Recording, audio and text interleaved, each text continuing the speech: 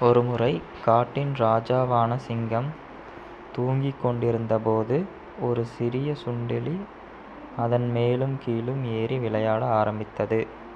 இது விரைவில் சிங்கத்தை எழுப்பியது. சிங்கம் தனது பெரிய பாதத்தை சுண்டெலியின் மீது வைத்து அதனை விழுங்க தன் பெரிய வாயை திறந்தது. அரசரே, என்னை மன்னித்து விடுங்கள் என்று சுண்டெலி அழுதது. இந்த முறை மட்டும் நீங்கள் என்னை மன்னியுங்கள். நீங்கள் என்னை மன்னித்து விட்டால் உங்களுடைய அன்பை நான் ஒருபோதும் மறக்க மாட்டேன். யாருக்கு தெரியும், என்றாவது என்னால் உங்களுக்கு ஒரு நல்லது நடக்கலாம். எனவே என்னை மன்னித்து விடுங்கள் என்று கெஞ்சியது.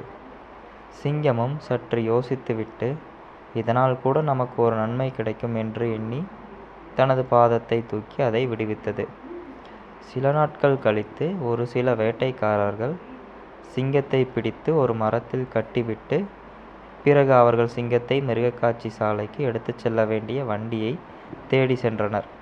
அப்போது அந்த வழியாக அந்த சுண்டெலி கடந்து சென்றபோது சிங்கத்தின் துன்பத்தைக் கண்டு அவரிடம் ஓடி கட்டியிருந்த கயிறுகளை அவிழ்த்து விட்டது.